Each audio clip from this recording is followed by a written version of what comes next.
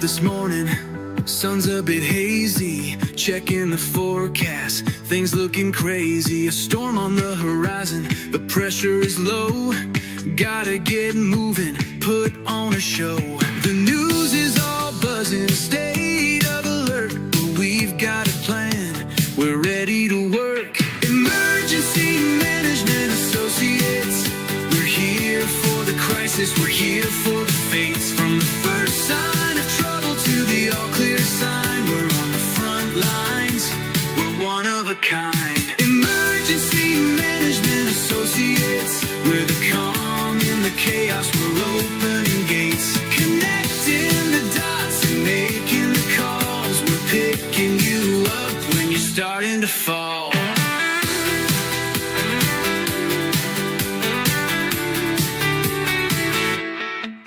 See a little fire or a rising flood, we're a well-oiled machine, we're running in the mud. From the city hall meetings to the rescue teams, turning worst case scenarios into hopeful dreams. We're training the people, stocking the gear, we're the team you can count on when trouble is near. Emergency Management Associates, we're here for the crisis, we're here for the fates. From the first sign of trouble to the all clear sign, we're on the front lines, we're one of a kind. Emergency Management Associates, we're the calm in the chaos, we're opening gates, connecting the dots and making the calls. We're picking you up when you're starting to fall.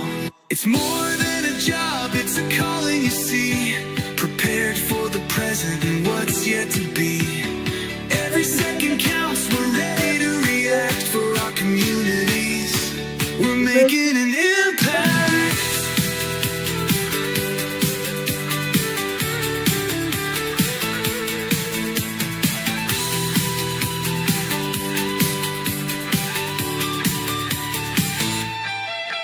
Emergency Management Associates, we're here for the crisis, we're here for the fates. From the first sign of trouble to the all clear sign, we're on the front lines, we're one of a kind.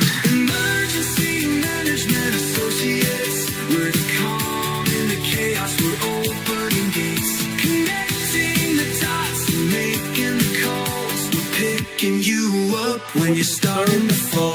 Yeah, we're picking you up, we're ready to go. EMA, let's get this show on the road.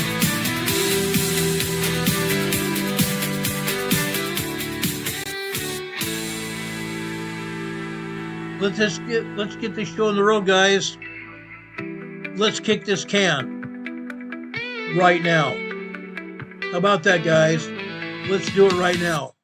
My name's Ron Tyler. I'm the president of Emergency Management Associates. We've been doing this show now over 7.5 years. We're welcome everybody to our program tonight. Our primary focus, as always, are emergencies around the globe, emergencies in our own countries. I'm going to talk about several things going on tonight, including earthquake off the coast of Bethel, Oregon, early this morning. I'm going to start off the program talking about firefighters who lost their life in a fire about 36 hours ago. That's where we're going with this right now. Okay, let's get a report from ABC News, 2 News, KUTV News in Salt Lake City. Raging wildfires in the West turning deadly. Utah's Cottonwood Fire is one of the most destructive in the state's history. It's just one of 12 large wildfires in the state. It's scorched more than 93,000 acres so far and is at zero containment. ABC's Melissa Dunn is in Utah tonight. Tonight, the all-out effort to contain multiple wildfires burning across the West, now turning deadly.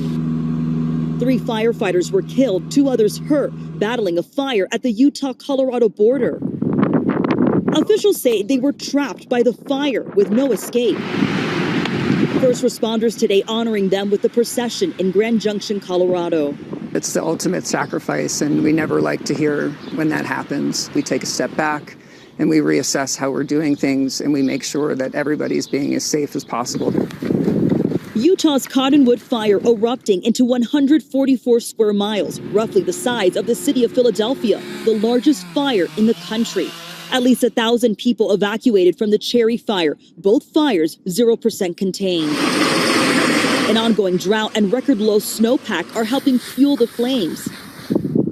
Utah's governor banning fireworks for the 4th, but his order allows counties to assign areas where fireworks may still be used. Some local governments saying they will allow it.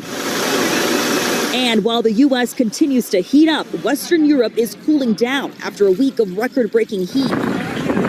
Officials in France now saying the country experienced a surge of additional deaths since Wednesday, at least 1,000 during one of the worst of the heat waves on record. Lindsay, we've seen several aircraft providing water drops for a nearby wildfire just a couple of miles away from us. This as Colorado's governor is calling those 3 firefighters who died in action heroes. Lindsay? They certainly did, and our hearts go out to their families. Okay? Those firefighters were heroes.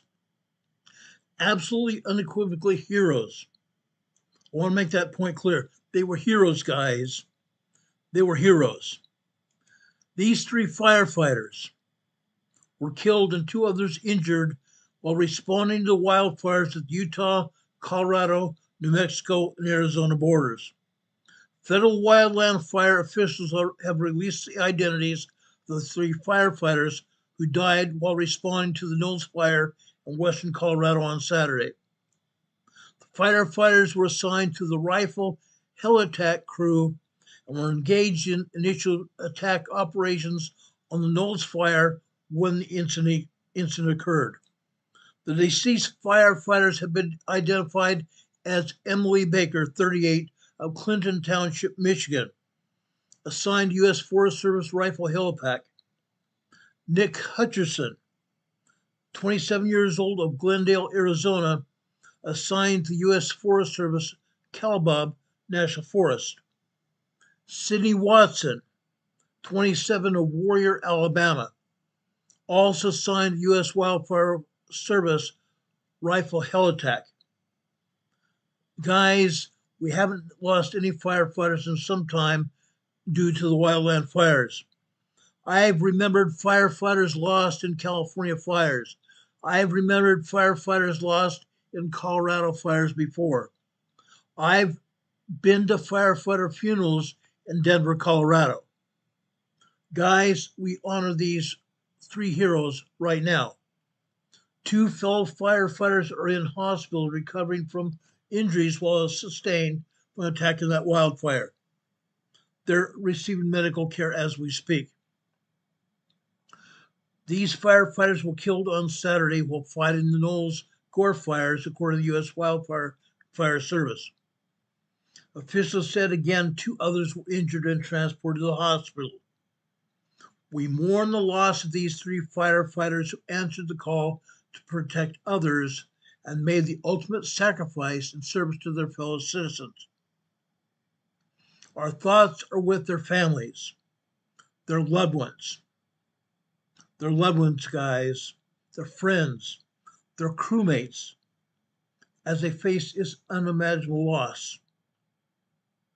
These firefighters embodied the courage, the professionalism, and selflessness that define wildland fire service and other, I want to say, law enforcement services as well. Please join me and my family in keeping our thoughts and prayers with the families of the fallen and our injured firefighters and their families. This is an incredibly difficult moment for the entire wildland fire service. I've fought wildland fires before myself. Our heavy hearts are with the families during this unimaginable time period. We recognize their tremendous impact this loss has had on them, and we are deeply grateful for their devotion their loved ones brought to our organizations. We honor them.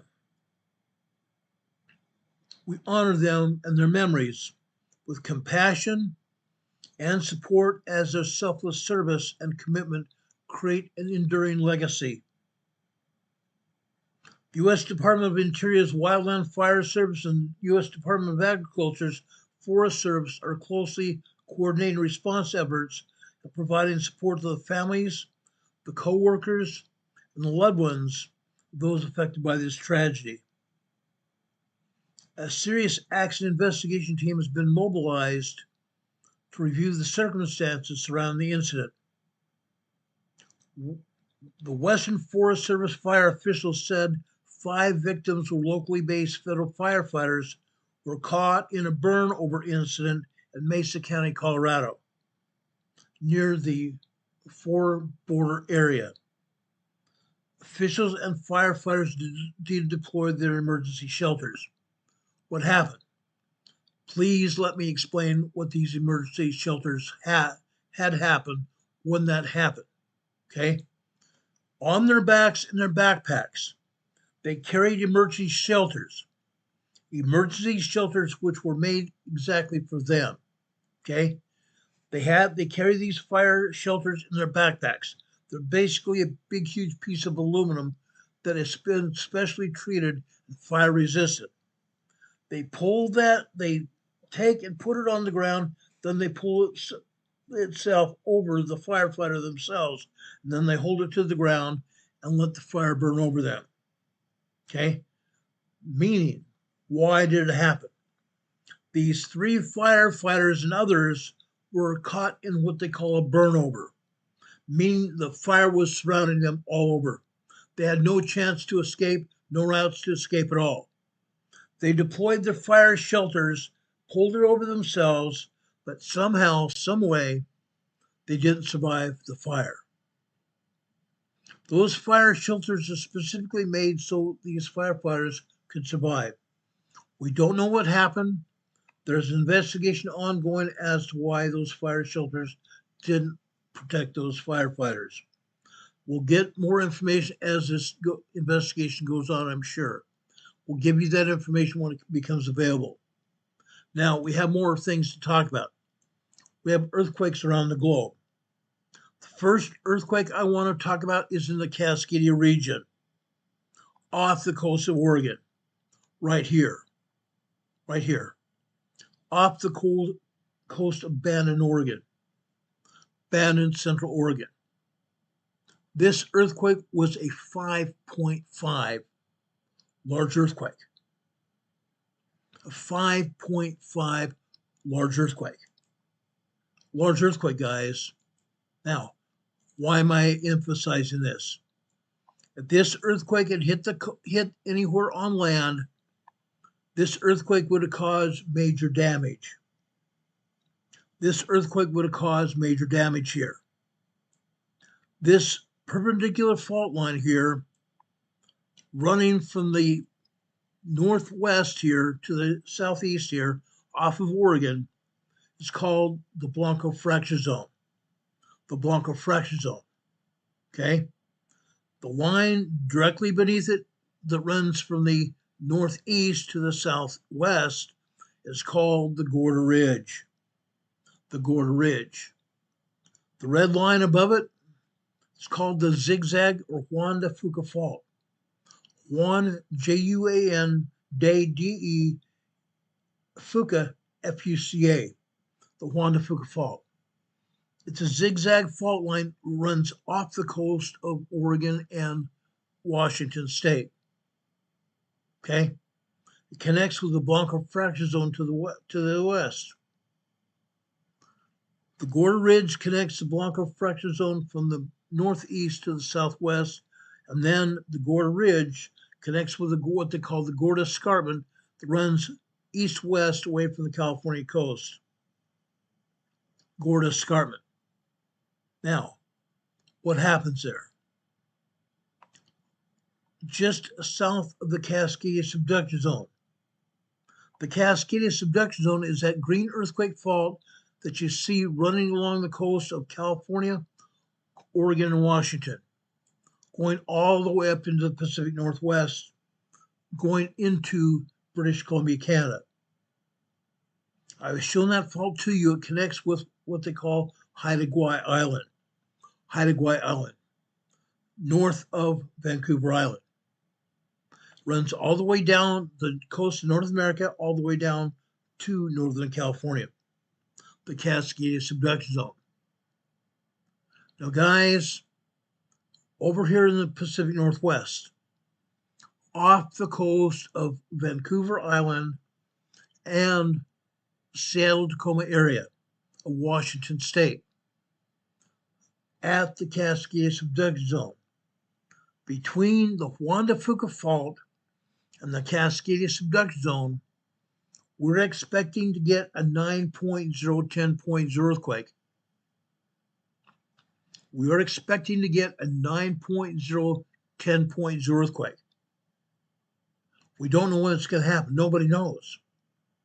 But my feeling is this, and I've expressed this feeling before, and I stand by it. I believe it's going to probably happen within the next 5 years. The next 5 years. Why do I say that? I've always expressed these feelings to you before. Because of the earthquakes that I know that are happening, by showing you they're happening every day, both off on the coast and off the coast of Vancouver Island, on the coast and over on the land of Washington, Oregon, and California. I believe, with all the earthquakes I know that are happening, that the Cascadia earthquake is inbound. The Cascadia megathrust earthquake is inbound. I don't think it's going to be much more than 5 years before it happens. USGS is saying 25 to 50 years. I honestly don't think it's going to be that long. It's already 234 years overdue. It's already 234 years overdue. It's going to happen, guys. We need to prepare for that eventuality.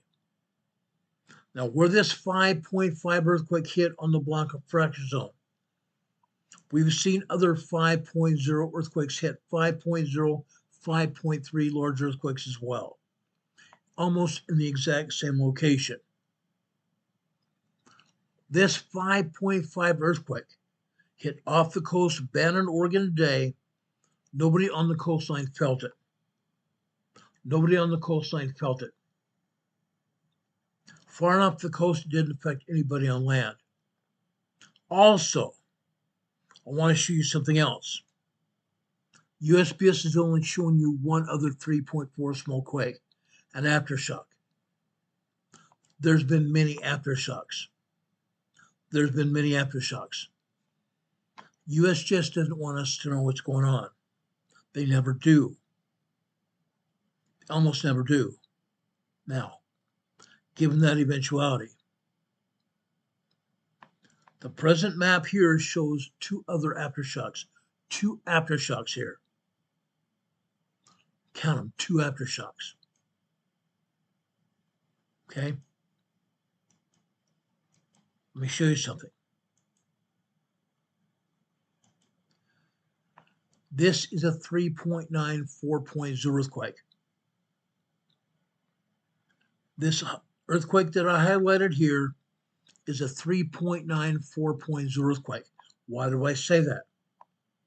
Because USGS downgrades earthquakes all the time. USGS downgrades earthquakes to the nearest 0.9. The 0.9 society is alive and well.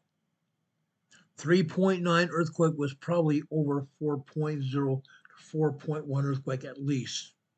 At least. I've shown you these probabilities before.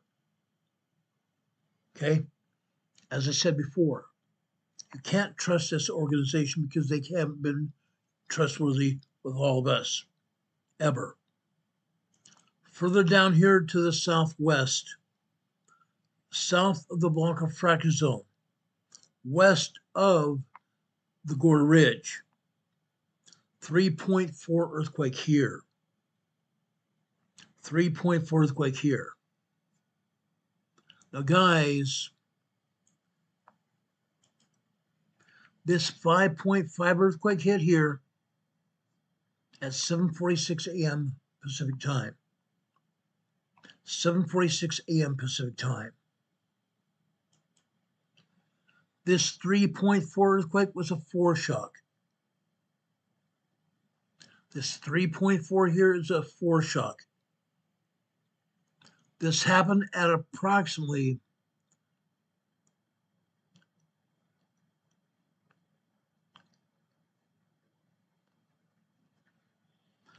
isn't that something? They changed the time on this. They changed the time on this. Originally, it was a foreshock. They now have it as an aftershock. Before they had this as a foreshock, meaning a time of 4:34 a.m. this morning. Now they changed the time on this to 9:36 a.m. this morning. 9:36 a.m. this morning, aftershock. This 3.94 earthquake. This also an aftershock occurring at 8:47 a.m. Pacific time this morning. 8:47 a.m. this morning, Pacific time. Okay, that's what happened here. Now I'm going to back this out here. The United States Geological Survey is not showing any earthquakes in Oregon. We know for a fact there are earthquakes here in Oregon. Okay? They are showing these earthquakes in Washington State. Over in the southeast side of the Olympic Peninsula here, we're showing a 1.8 tremor here near Hoodsport, Washington. 10 kilometers northeast of Hoodsport, Washington. 10 kilometers is just about 5 miles. 5 miles northeast of Hoodsport, Washington. Go out further here to the east. Right here. Enumclaw, Washington. 12 kilometers east-southeast of Enumclaw, Washington. Guys, they have put a yield sign here. These yield signs mean they say this is an explosion. They're calling this an explosion. I've had most of the day to analyze this supposed explosion. This was not an explosion at all. This was at 1.7 tremor, an earthquake. An earthquake. East-southeast of Enumclaw, Washington. East-southeast of Enumclaw, Washington.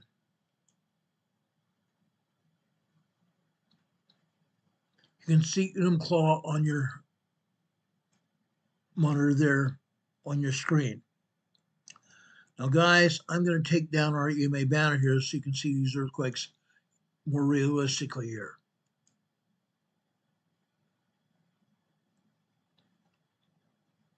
Okay? This is not an earthquake at all.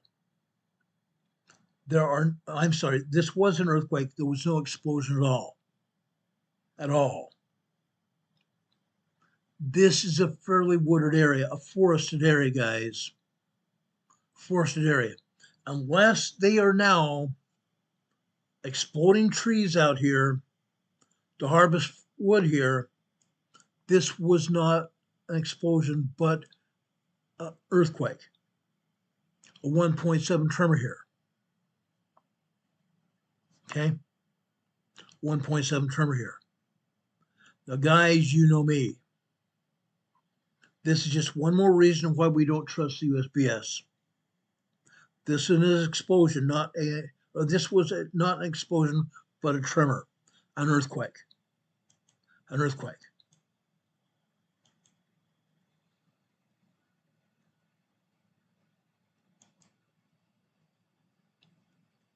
A spontaneous combustus carnivorous. A spontaneous combustus carnivorous. Exploding tree, possibly. Possibly an exploding tree. Okay?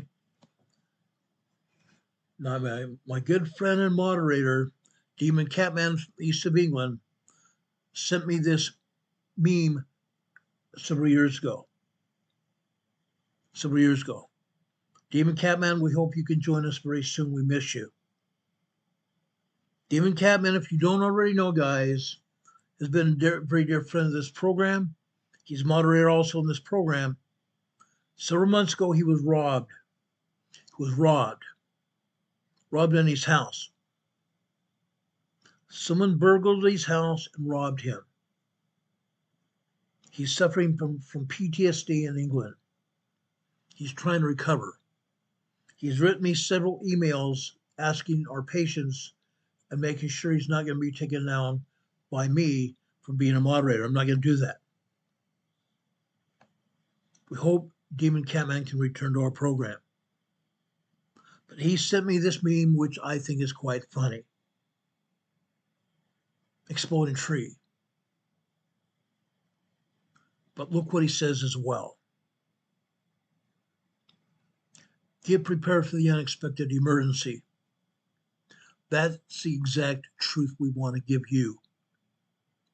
Be prepared for whatever unexpected emergency might happen. Okay? Emergencies happen all the time. Literally all the time. Now, let's go back to the USGS map here. Again, this is not the only earthquake to happen here.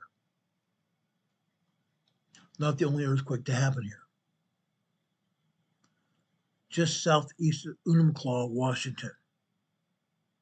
Okay? Not an explosion. Not a quarry blast. Not nothing like that. Not anything like that. Okay? Let's back this out here. We go over here to Mount Rainier. In the foothills of Mount Rainier, here we have another earthquake. This time a 1.5 tremor here.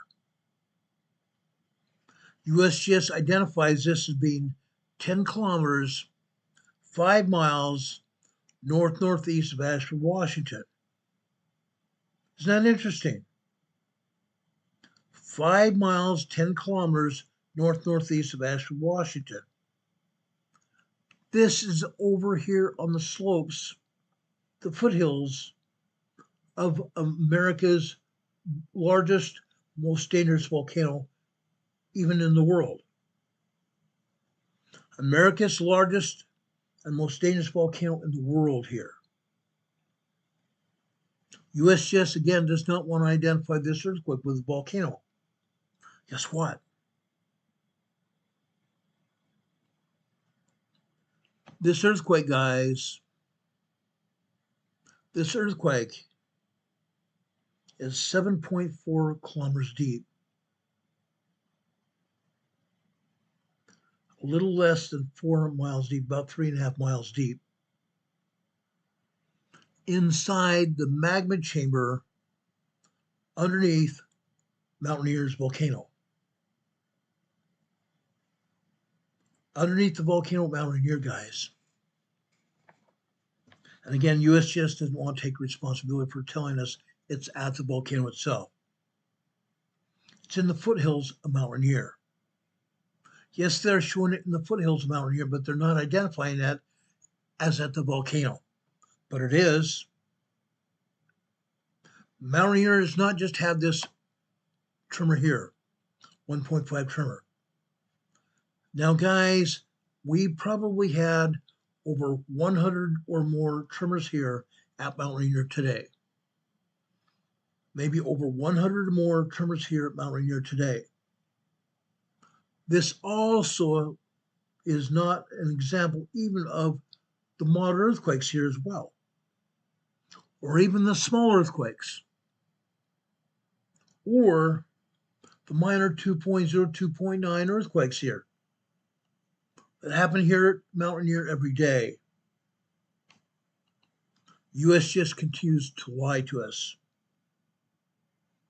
If they intend to be truthful with us, they should be showing a lot more earthquakes here every day on the USGS map. But again, they're refusing to do that. We go southwest from Mountaineer, southwest from Mountaineer, northwest of Mount St. Helens here. Northwest of Mount St. Helens here. Mount St. Helens is down here. We have 2 earthquakes here near Rifle Lake. 2 earthquakes here near Rifle Lake. Right here on the north side of Rifle Lake. This is a 1.3 tremor here.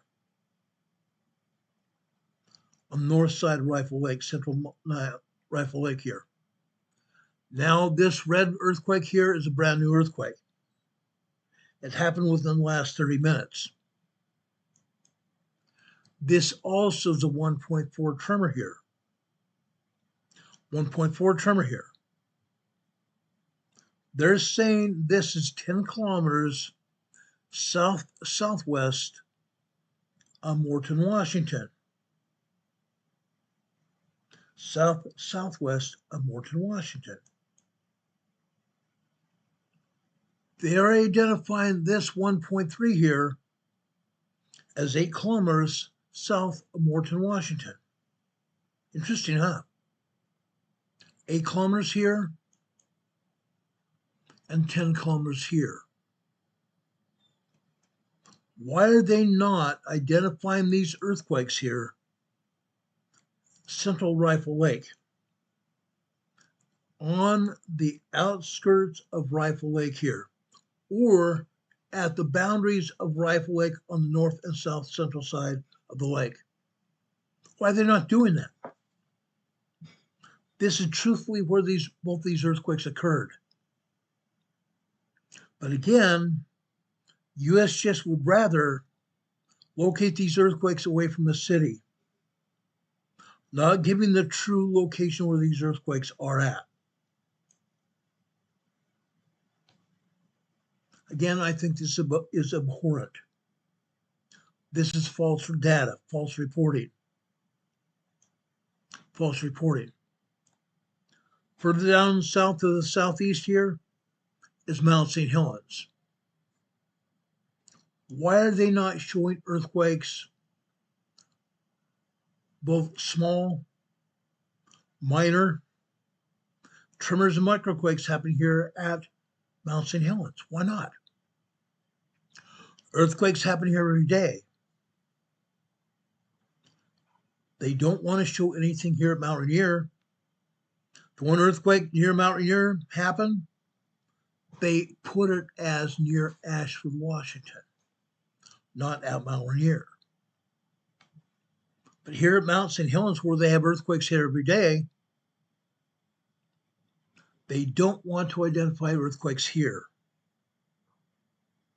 Yes, we have tremors here and microquakes. Microquakes is 0.11 and 0.9 in magnitude. Very tiny earth movement. We have tremors, 1.1 to 1.9 tremors as well. We have minor earthquakes here at Mount Rainier every day, 2.0 to 2.9. Occasionally, we will have a 3.0, 3.5 earthquake here at both Mount Rainier and Mount St. Helens. But again, they're not showing anything going on here. Nothing. Now, while we're saying that, let's go over here to the east of Mount St. Helens. Now we're at Mount Adams. Mount Adams might surprise you guys, should surprise everyone. We can call Mount Adams a sleeping volcano. Mount Adams is not asleep at all. There is seismic movement on the mountain and around the mountain. But again, USGS is not going to show anything at all. They don't want to admit what's happening at these volcanoes at all. Never. Never. Yes, occasionally they will show a microquake, that's all. Microquakes aren't most anything. Too small to even feel. Even tremors are too small to even feel. They're not showing anything here at Mount Adams either. Not a thing. We go south of the Washington-Oregon border here down into northern Oregon at Mount Hood. Mount Hood, guys. Excuse me, I'm going to turn on my fan here. It's hot.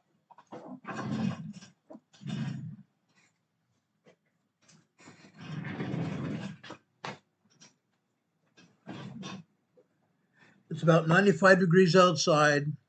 I'm in the second story office studio of Emergency Management Associates. It's hotter than blazes here. That's why I'm sweating.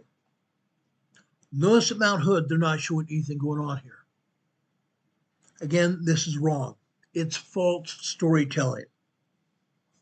They're trying to tell a story that nothing is going on here at Mount Hood. There are earthquakes here. There are plenty of earthquakes here, guys. I happen to know that they're hiding information. They're hiding the information. I happen to know there have been a flurry of small, tiny tremors and earthquakes around Mount Hood.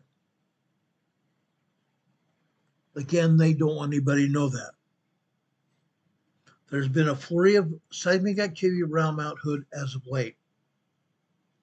Again, I don't believe Mount Hood is going to erupt, but there's still a flurry of activity here that they don't want to tell us about. They don't want anybody to know about. Sad. Sad. They're not reporting any other activity in any of these volcanoes either. Bachelor Moon Volcano, Newberry Volcano, even down south here to Citrus Volcano here. Citrus Volcano is not one volcano, it's three. Three separate distinct edifices here in eastern Oregon. Three separate distinct edifices here. Citrus North, Citrus Central, and Citrus South volcanoes. USGS and the Pacific Northwest Seismic Network has only one. They only have one seismograph reporting on three volcanoes. That's unheard of, guys. That's unheard of in seismic agencies. Three volcanoes, only one seismic network here. They ought to have at least one seismograph reported on each of these volcanoes. They don't. They don't. Now, we can go further south here, even down here to Crater Lake. Crater Lake. Over here on the northeast side of Crater Lake, we had a place called Queetwood Cove. Queetwood Cove. Queetwood Cove is where they had a boat launch here. They had a boat launch. As of the end of last year, they shut down the seismograph at Queetwood Cove. Shut it down, turned it off.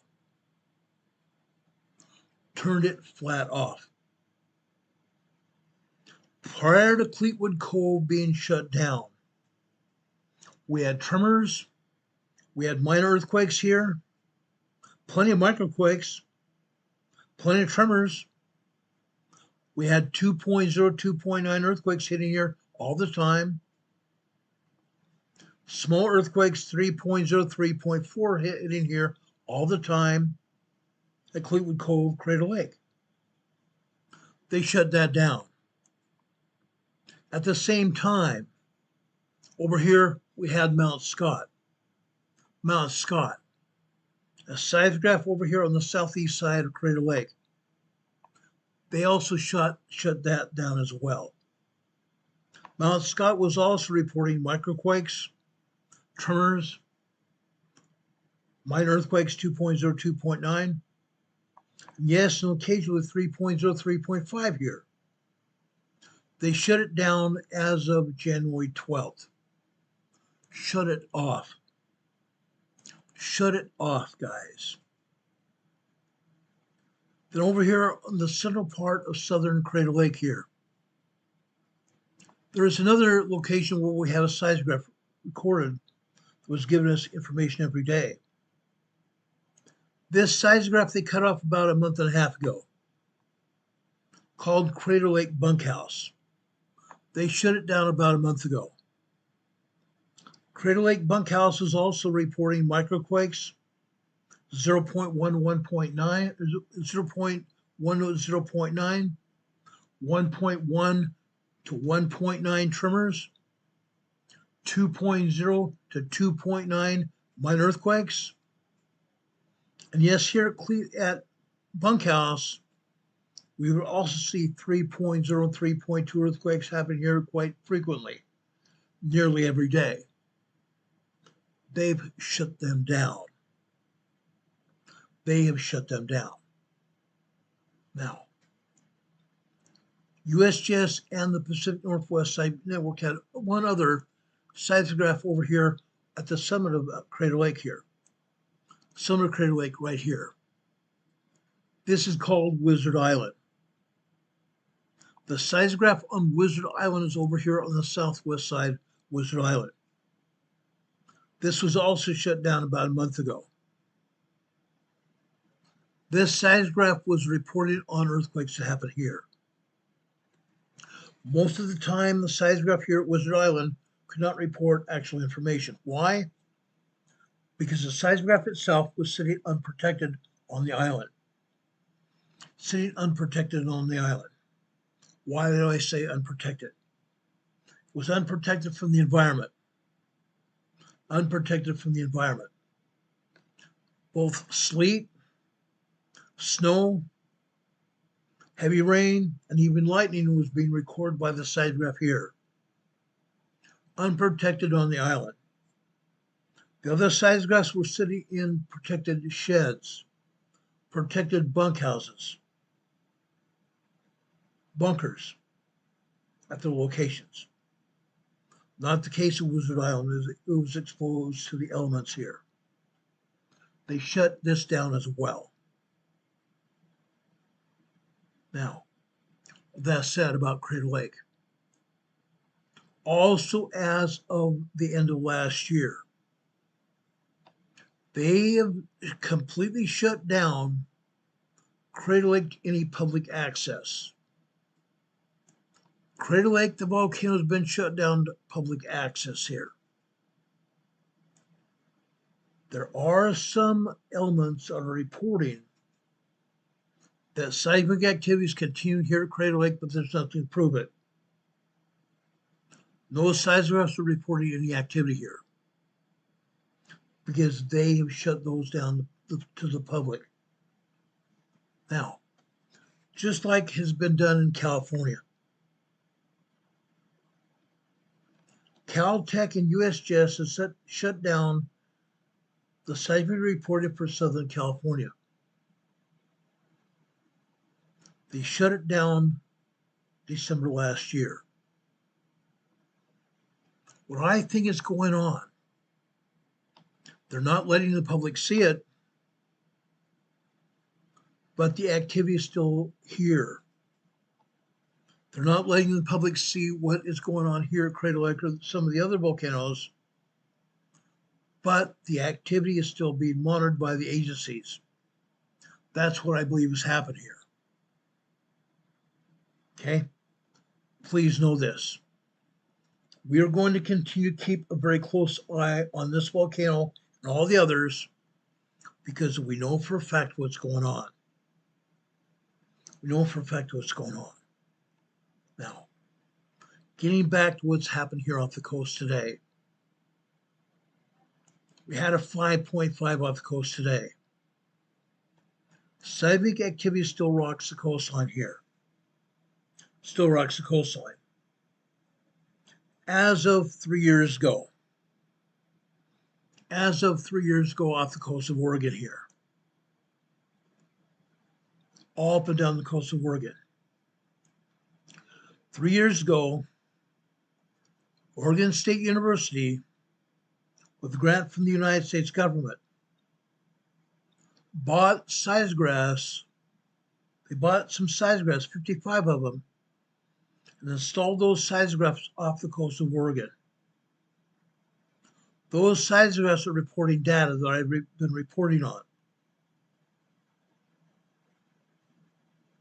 You can go back about a month ago when I put out a report here on the Emergency Management Associates Network where there was data reported here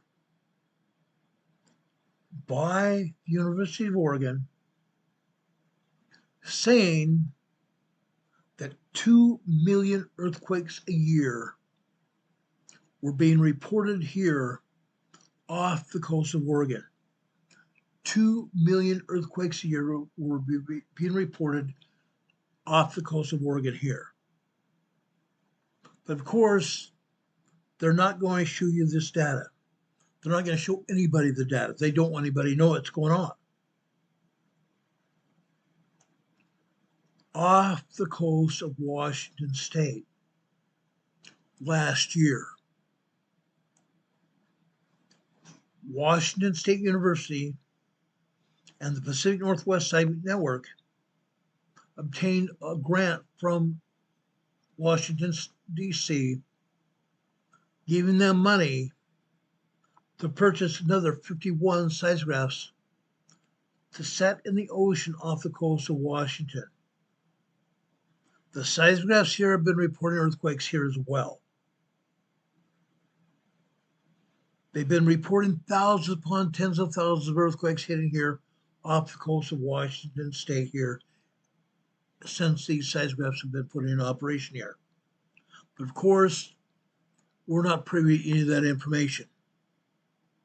We're not privy to any of that information. These are happening every day of every year. They don't want to report the information. They're happening, guys. I guarantee it's happening. And I'm going to release another report about the Pacific Northwest probably within the next couple of weeks. Stay tuned for that report. Because this 5.5 earthquake is not the only earthquake happening here.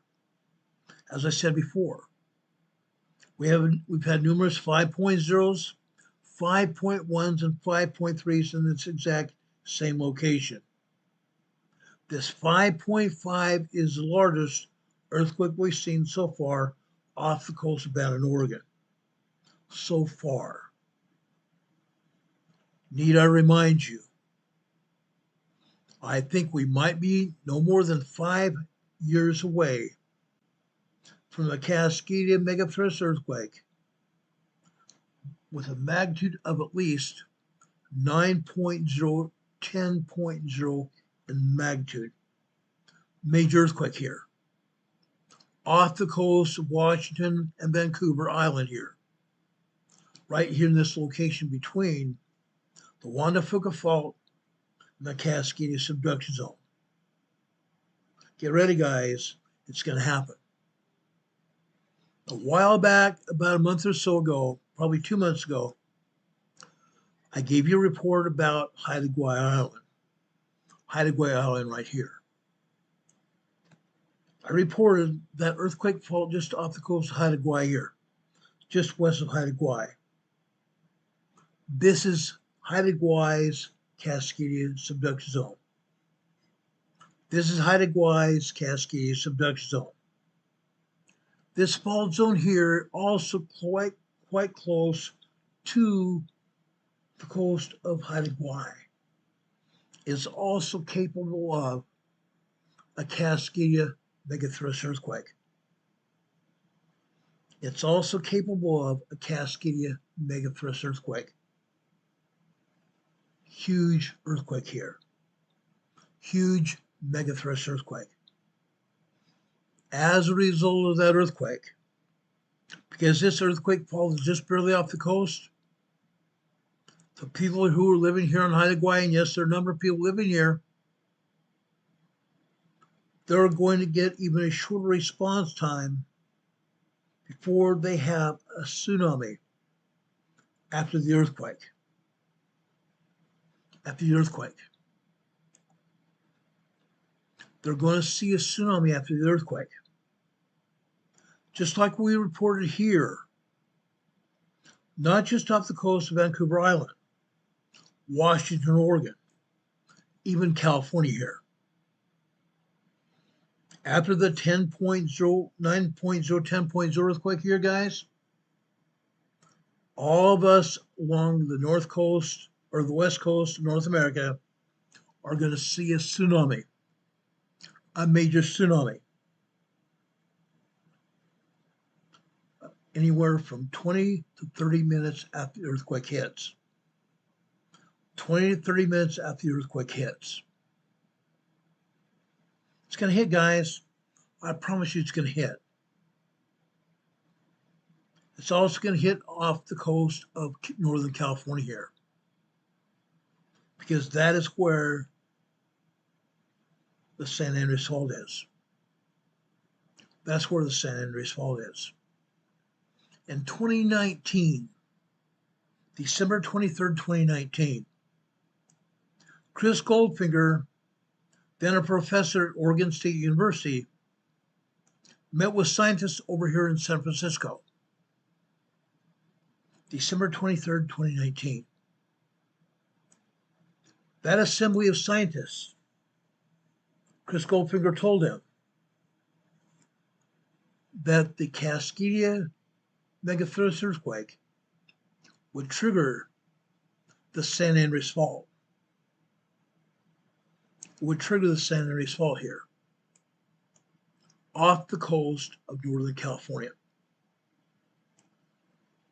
That energy from the Cascadia earthquake would also be felt down the coast of California. Down the coast of California. That earthquake will also be felt up here in Alaska. Up here in Alaska, guys. Why? Where does the Cascadia seismic earthquake go? Where does the earthquake fault go? Runs north here, doesn't it? Runs north here off the coast of British Columbia, Canada.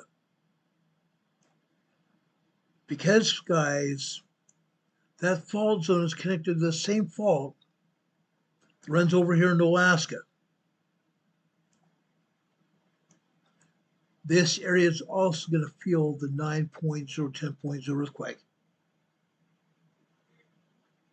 By the time it reaches Alaska here, if it is indeed a 9.0, 10.0 earthquake, Alaska is probably going to feel a 9.0, 8.5 earthquake hitting here. They're going to feel it 8.5, 9.0 earthquake here in Alaska. Today in Alaska, the southern coast of Alaska here, 35 kilometers, about 17, 18 miles southwest of Cordova, Alaska. They had a 5.3 earthquake here. A 5.3 earthquake here, guys.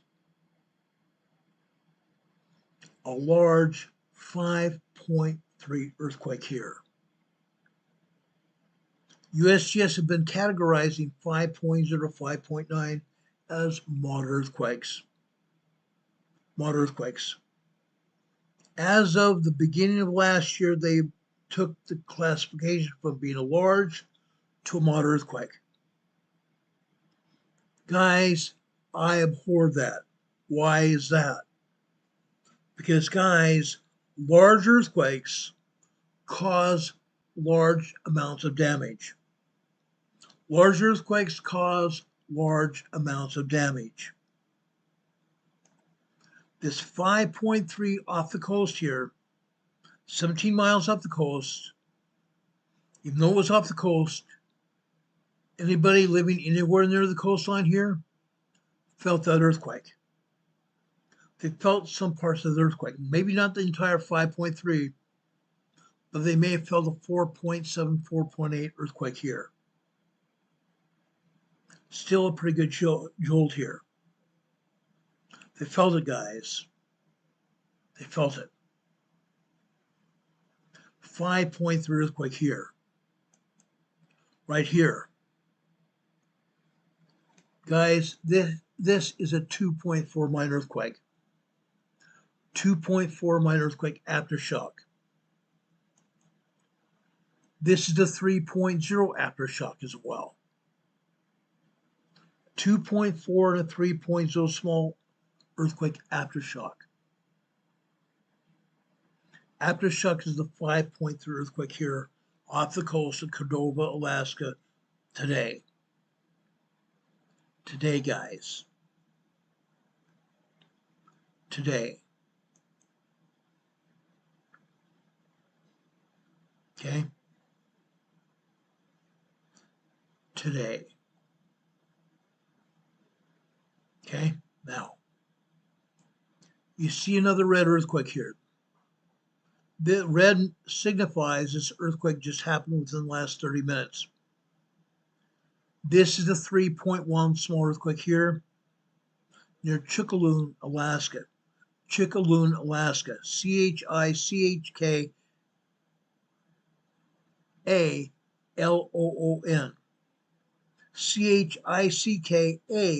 Chickaloon, Alaska. This is northwest of Anchorage. Northwest of Anchorage. 3.1 earthquake here, guys. I don't believe anybody in Anchorage felt it. Too small. Too small. This is 17 kilometers southeast of Chickaloon. I don't even believe anybody in Chickaloon even felt it. Far enough away from Chickaloon, 17 kilometers southeast of Chickaloon. Now, guys, because these earthquakes are few and far between, and they're very small, unless anybody is actually near the epicenters of these earthquakes, they're not going to be feeling them unless these earthquakes are very much larger, such as at least a 4.5 to 5.0 and larger earthquakes. They're not going to feel them. They're too small. Okay? Now, further south over here near Anchorage, Alaska here. This is a 3.2 earthquake here. 3.2 earthquake here, small earthquake. 2 miles southeast of Elmendorf Air Force Base, Alaska. Elmendorf Air Force Base, Alaska. 3.2 small earthquake. Right here, here's a 2.6 minor earthquake here. 2.6 minor earthquake. This earthquake happened at 5:41 a.m. this morning, Eastern Daylight Time. Which means actually in Alaska, this is probably about 9 p.m. last night in Alaska time. This earthquake here, 3.2, happened at approximately 6:29 a.m. Eastern Daylight Time today. Meaning in Alaska, this earthquake probably happened about 2 or 3 a.m. this morning in Alaska at near Elmendorf Air Force Base. Okay? East of Anchorage, Alaska, the capital of Alaska. Now, you don't see any other real earthquakes here except for tremors and minor earthquakes here. Another real earthquake just happened just a moment ago. This is a 1.2 tremor here. 1.2 tremor here. Allegedly 46 kilometers east-southeast of Pedro Bay, Alaska. Interesting. No cigar. This is a 2.6.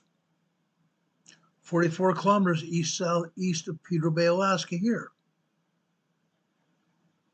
One other earthquake here. This is a 1.6 tremor here. 60 kilometers east of Pedro Bay. Fascinating here. Let's go down here to the volcano here. Old Italy Lama volcano here. At the volcano here.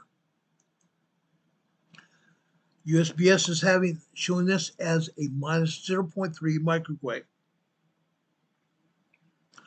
A minus 0.3 microquake, supposedly indicating this was above sea level. Wrong. Wrong again. There's no way in heck that this could be above sea level. This happens to be 2.2 miles down inside of Old Italy Lama volcano. 5.2 kilometers, 2.2 miles down deep inside Old Italy Lama volcano. Now, let me tell you what USGS says about this earthquake. They say this is 82 kilometers north-northwest of Carlock, Alaska. Why are they not telling us this earthquake is at a volcano again? Old Italy Lama volcano. Old Italy Lama volcano has been steaming as well. It's active. Earthquakes here all the time. But again, USGS doesn't want to admit we have volcanoes here that have earthquakes around them. They show them that they're volcanoes, but they're not telling us that they're at the volcano. They're saying 82 kilometers north-northwest of Carlock, Alaska. Stupidity. They're saying this is a 1.3 tremor this time, 85 kilometers north-northwest of Carlock, Alaska. Again, 5.9 kilometers deep. This is 1.3 tremor here, over 2 miles deep inside the volcano. And they're saying this is minus 0.3 above sea level. Again, they are lying through their teeth. Number one, it's at a volcano. Number two, it's down deep inside the volcano. Both of them are down inside the volcano. Magma down beneath the volcano caused those earthquakes. Magma was fracturing rock down inside the volcanic chamber, causing earth movement. That's why those earthquakes hit. Down here on the Alaska Peninsula here, right here, 1.8 tremor here, 15 kilometers west of Aveyah Bay, Alaska, on the peninsula. This earthquake here is a 2.9 minor earthquake here. 105 kilometers southeast of King Cove, Alaska. Nobody felt it. It's on the Aleutian Island Fault. On the Aleutian Island Fault. A huge undersea ridge here in the Pacific Ocean, bordering this Bering Sea here, bordering the Bering Sea. Earthquake here. 1.2 tremor here. 142 kilometers, 70 miles west of Aveyah, Alaska. 1.2 tremor here. Guess what this is? A 0.6 microquake here. 79 kilometers west of Aveyah, Alaska. Guess what? We see a small cache of earthquakes here. It wasn't just this 1.2 here, but this minus this 0.8 microquake here, this 0.5 microquake, this 0.8 microquake here, this 1.1 tremor here, this 0.9, 1.0 tremor here, 154 kilometers west of Aveyah, Alaska, in the Bering Sea here. In the Bering Sea here. Crazy, huh? Really is. Now down here off the southeast coast of Kamchatka Russian Peninsula, right here, a 4.6 moderate earthquake here. 4.6 moderate earthquake here. This energy is going to climb over here to the Ocean Island Fault, and then travel eastbound along the Ocean Island Fault zone. We may see more 4.0 to 5.0 earthquakes as a result of this 4.6 earthquake off the coast of the Kamchatka Peninsula. Further south here, another brand new earthquake here, this time in Russia's Kuril Island complex here. Russia's Kuril Islands here. These are in the Kuril Island area here of Russia. Okay? This is a 4.6 earthquake here again. Moderate earthquake here. Nobody felt it out here in the Pacific Ocean, bordering the obtuse plate. Bordering the obtuse plate here. We go down here over to Honshu Island, Japan. Off the coast of Honshu Island, Japan. This is a 4.4 earthquake here off the coast of Honshu, Japan. Nobody felt it. 45 kilometers, guys, out in the ocean, the Pacific Ocean here. Nobody felt it. This is 52 kilometers deep. This is a shallow quake. Nobody felt it because the ocean waters here absorbed the shock waves from this quake. That's what happened here. Going over here, guys, this earthquake happened here south of the volcano islands here in Japan. South of the volcano islands here in Japan here. This is a 4.5 moderate earthquake here. Okay? We don't see any other earthquakes here in the Mariana Trench here. We come down here to the south of Philippines. South of the Philippines. Okay? I want you to see what happened here. I want you to see where it happened. It's important to understand where it happened here, guys. Now, see where that volcano island here is, south of the Philippines here? It's called Balut Island. Egg Island, Balut Island. This is a 5.2 large earthquake south of Balut Island. USGS has this as a 5.2 large earthquake, 107 kilometers southwest of Serengeti, Philippines. Southwest of Serengeti, Philippines. See that scar-shaped island right there? That is Serengeti, Philippines. Yes, this is southwest Serengeti, Philippines. Yes, it is. But in my mind, they should report this as southwest of Balut Island, Philippines. Yeah. Also, there's an aftershock here. This is a large 4.9, 5.0 aftershock. Both of these earthquakes are both aftershocks. They're both aftershocks of a very major earthquake that happened here off the southeast coast of Mindanao, Philippines. Mindanao Island, Philippines here. Largest island in the southern Philippines here, Mindanao Island.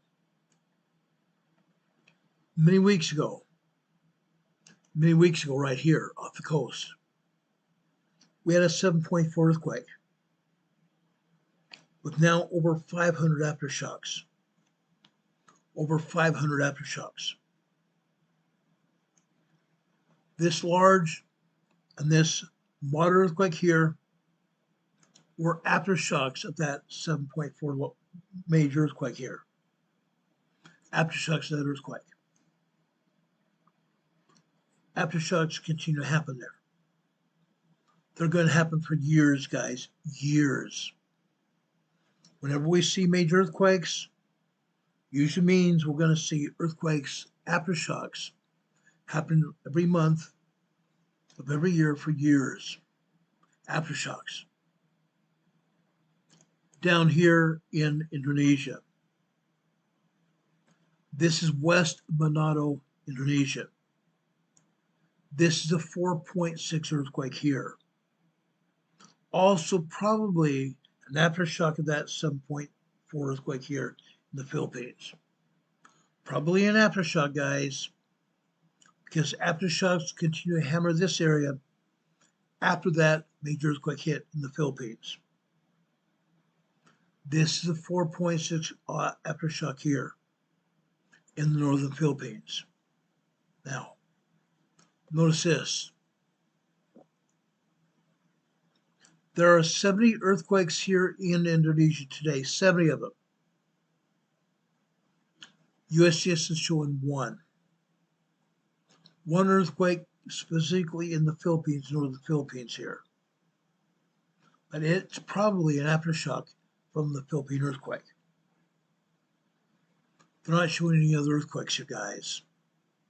That's not just phenomenal, it's stupid. It's asinine. Asinine, guys. Let's go over here to Fiji. East of Buvuka, Fiji here. East of Buvuka, Fiji here. This is the 4.6 earthquake here.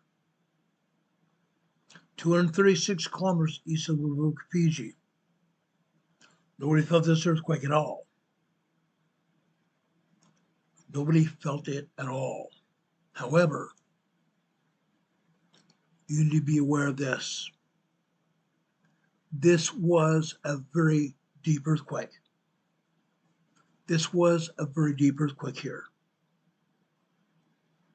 617 kilometers deep.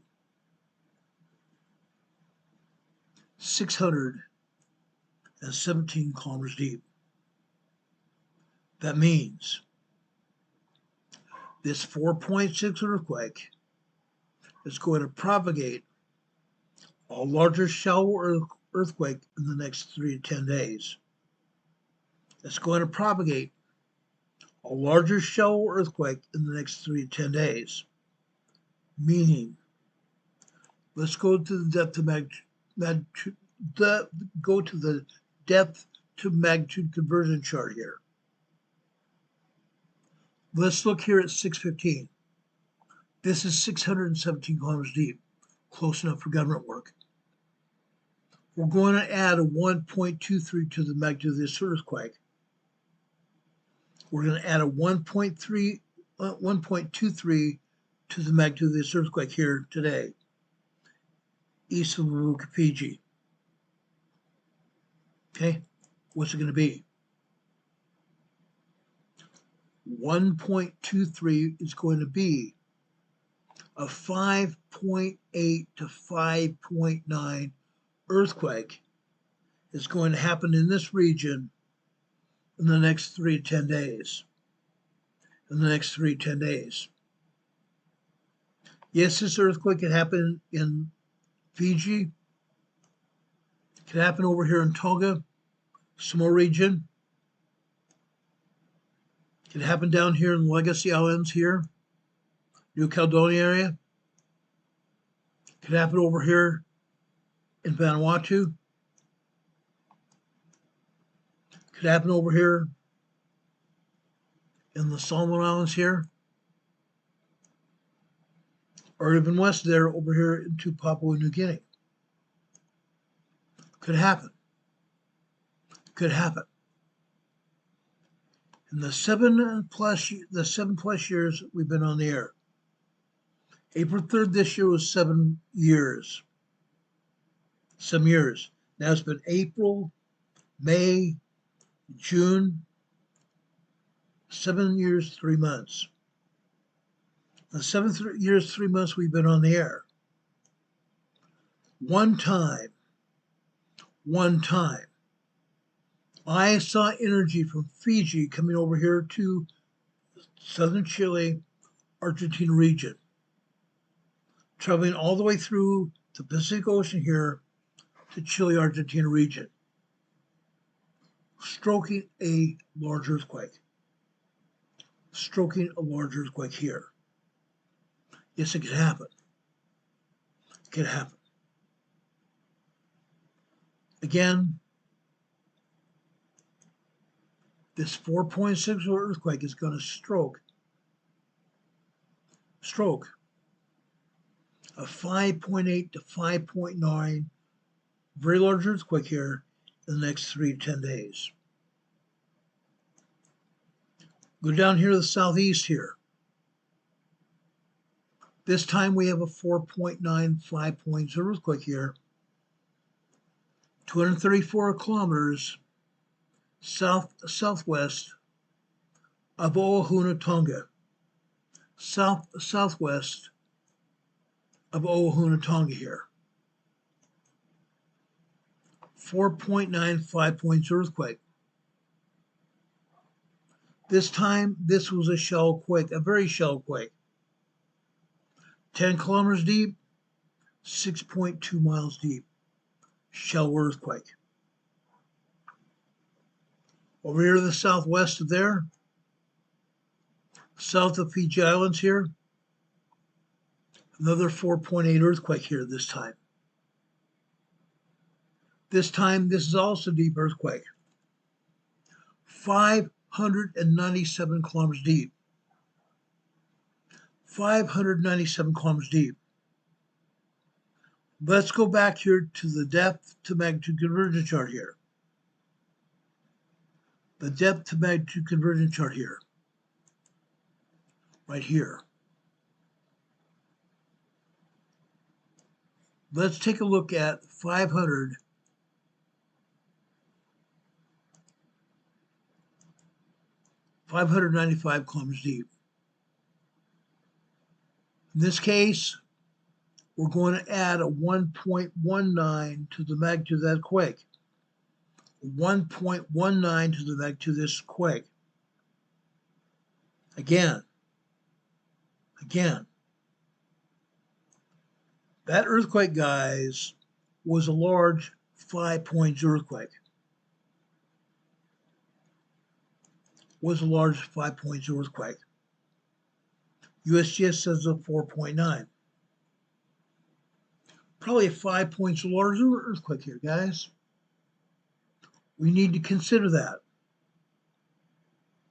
To this earthquake, being a 4.8 earthquake, we're going to add a 1.9 to this magnitude here. 1.9 to this magnitude, meaning this 4.8 earthquake is going to spark or birth a larger 6.4. Actually, it's going to be larger than that. A 6.7 earthquake. This 4.8 earthquake here is going to propagate or birth a very much larger 6.8 very strong earthquake in the next 3 to 10 days, meaning we could have nearly another major earthquake here in this southern region of the Pacific Ocean. Another major 7.0 earthquake here in the southern Pacific Ocean here. Fiji, Tonga, down here in New Zealand, New Caledonia, Vanuatu here, the Solomon Islands, or even over here into Papua New Guinea. It could happen. It could happen. But now we have another earthquake to look at here. One more. This also is a 4.9, 5.0 large earthquake here. This time here in the Kermadec Island area here. In the Kermadec Island area here, guys. The Kermadec Islands are a bird sanctuary. A bird sanctuary. These islands here are big, huge pieces of lava rock. Big, huge pieces of lava rock. Bird sanctuary here. Nobody lives on these islands.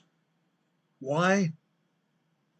Because they can't get here except during high tide or being ferried by helicopter here to the islands. Why? Because the Kermadec Islands here are surrounded by volcanic rock. The Kermadec Islands were birthed by volcanic action. Volcanoes, guys. And around the Kermadec Islands here, we have volcanic rock.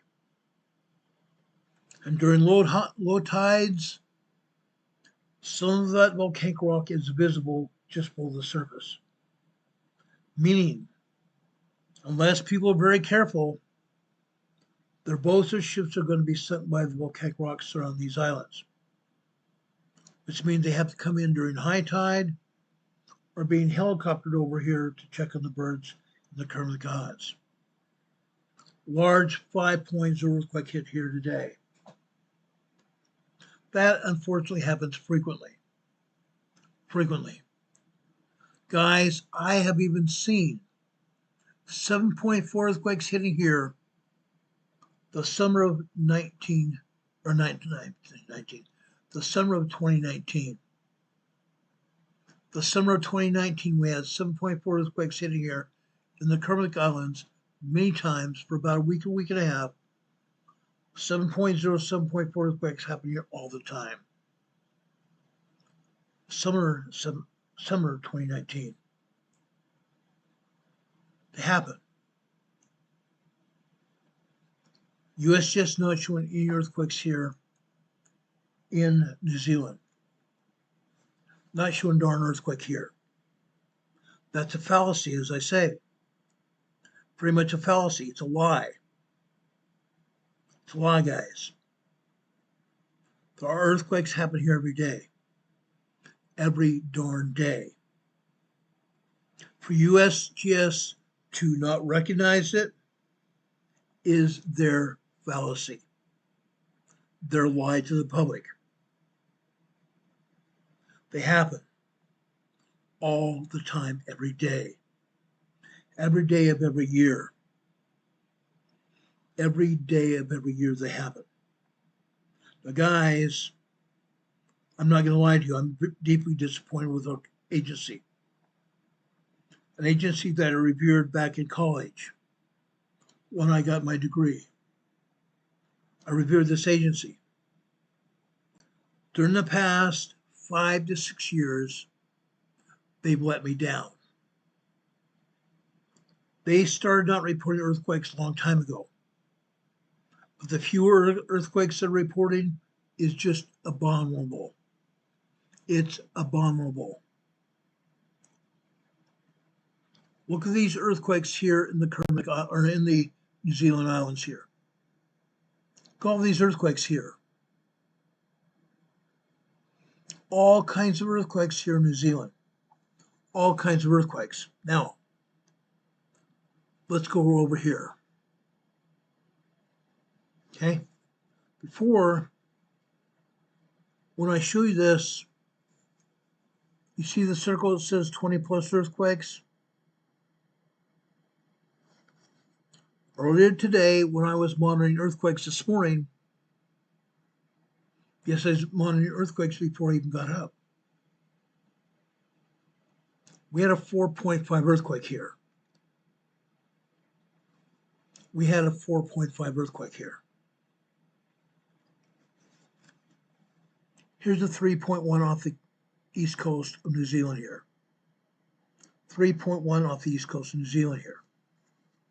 Let's go south here. This is a 2.61 minor earthquake. Minor earthquake. Along the east coast of New Zealand. This is a 2.2 earthquake here, minor earthquake. South of there, Waimata, New Zealand, 2.37 minor earthquake.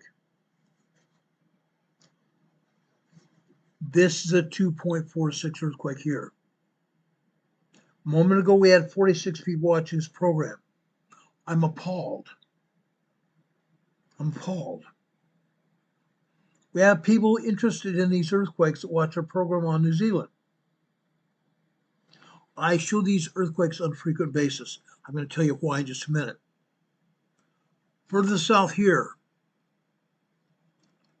Wairarama, New Zealand, Hawke's Bay, New Zealand here. This is another 2.2 earthquake here.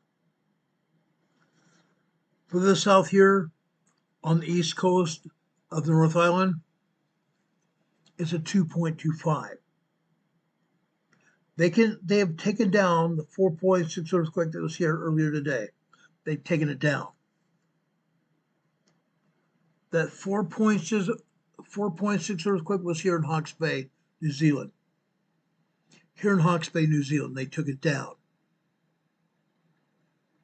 USGS not showing any earthquakes here at all. Now, guys, one of the biggest reasons I want to talk about these earthquakes. Earthquakes hit here all the time, every day. USGS doesn't say it. They don't show it.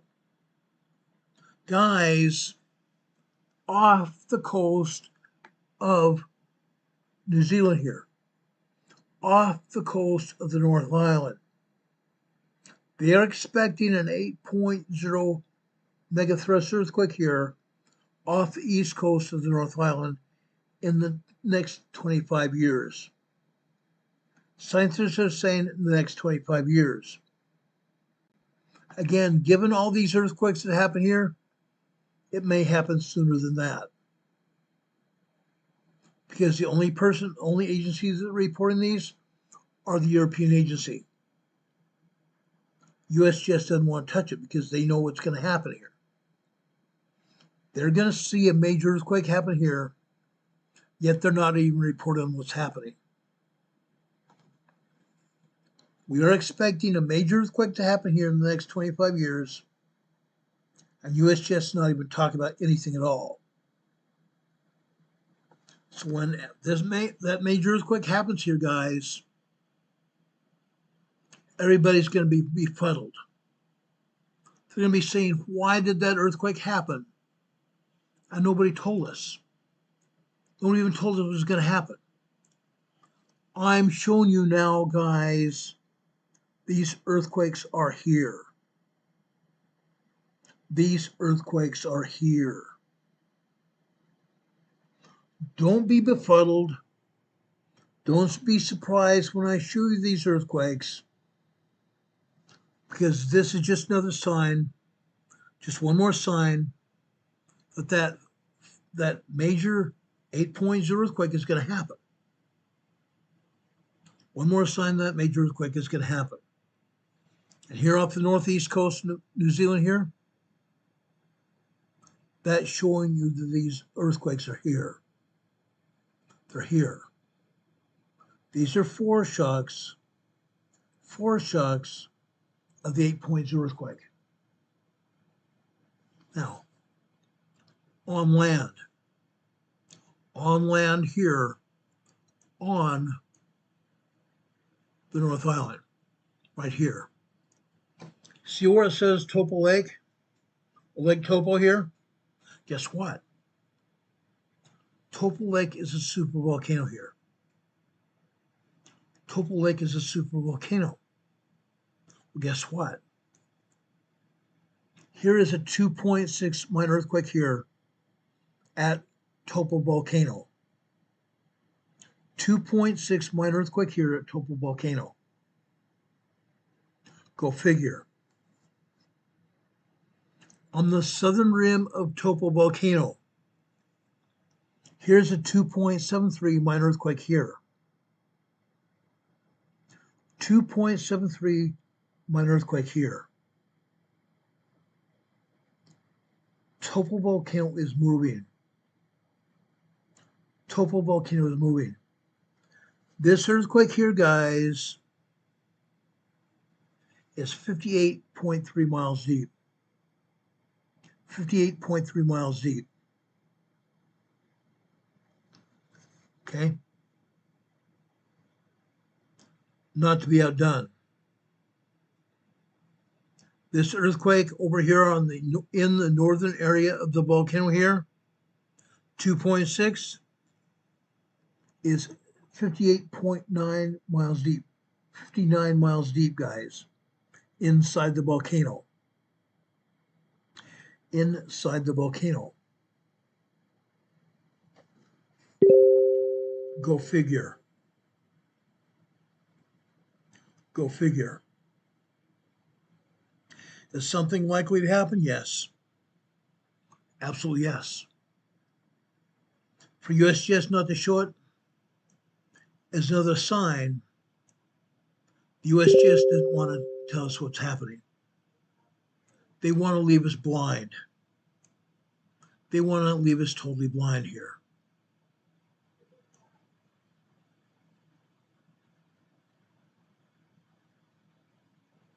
Moti Island here. Moti Island here. Guess what?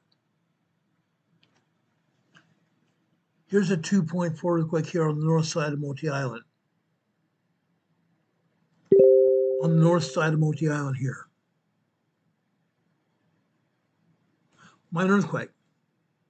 2.54. 2.54. In the Bay of Plenty here. In the Bay of Plenty here.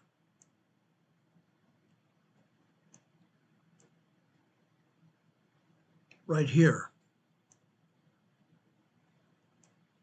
Guess what, guys? We have White Island here. White Island. About 3 years ago, we had a volcano erupt here at White Island. White Island volcano.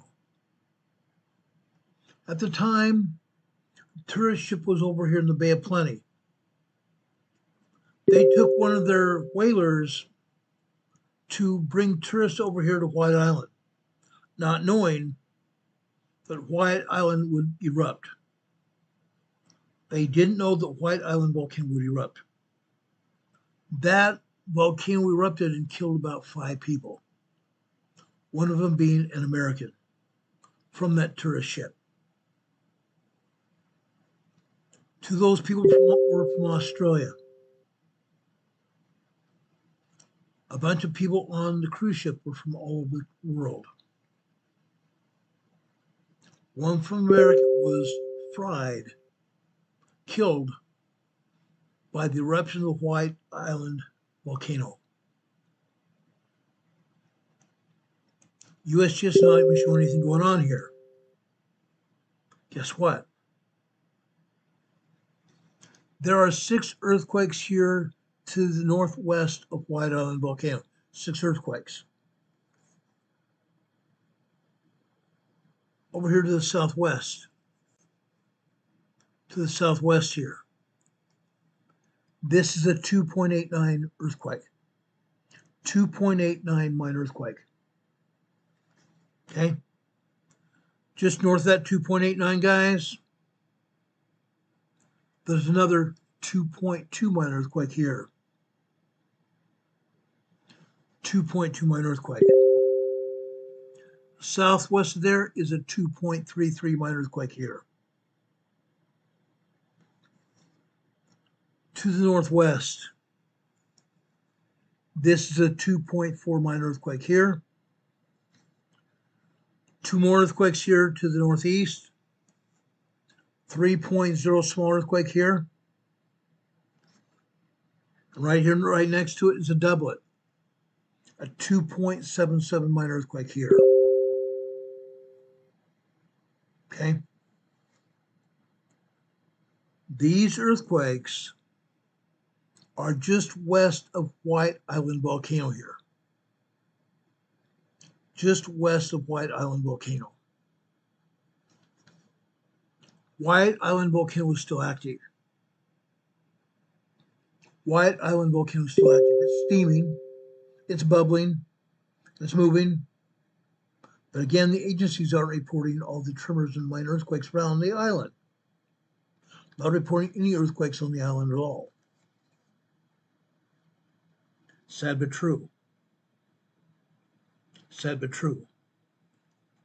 All kinds of earthquakes north of New Zealand, north of the Bay of Plenty, down here on the South Island, all kinds of earthquakes, guys. Minor earthquakes. Minor earthquakes. They can happen. They can happen at any time. This is one small earthquake down here in Southland, New Zealand. 3.39 small earthquake here. Southland, New Zealand. This is a 3.61. 3.61 small earthquake here. This is a 2.81 earthquake here. 2.8 minor earthquake here. Going north here, north central South Island here. 2.4 minor earthquake. 2.9, 3.0. 2.28. These are all in the earthquake fault.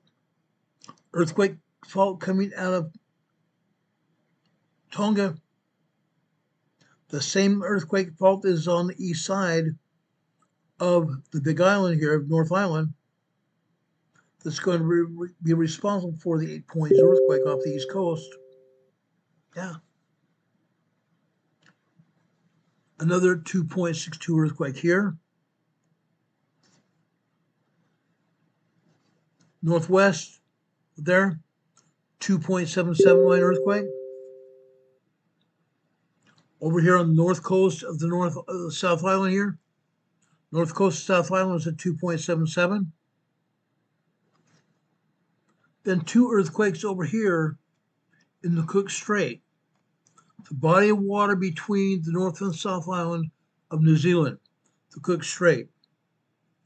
This is a 2.2 minor earthquake here. Northwest there is a 2.23.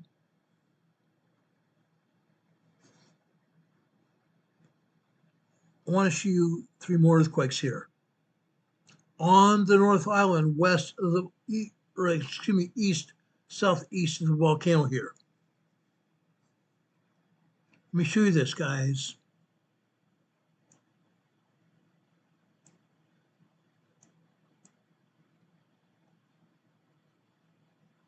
Edgemont Volcano.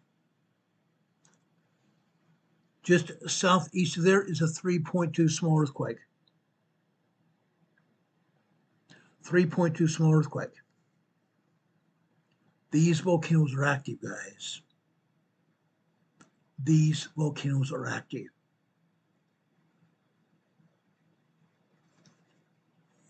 South, let me bring this up here, I'm sorry.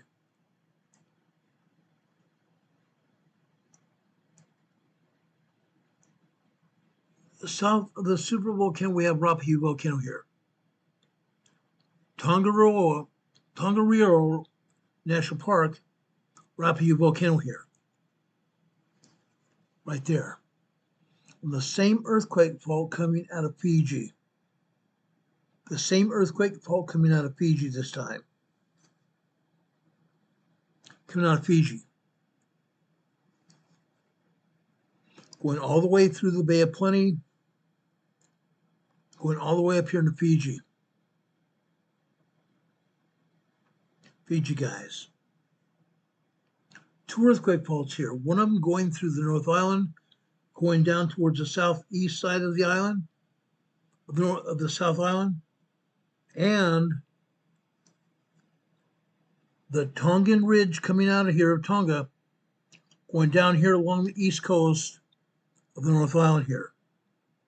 the east coast of North Island, that's going to be responsible for the 8.0 earthquake here off the east coast of North Island of New Zealand. Okay? I've talked about this before. I'm talking about it again because it's important. I've got 3 more earthquakes I want to talk about before we end this program. 3 more earthquakes before we end this program. For these, I'm going back to the United States.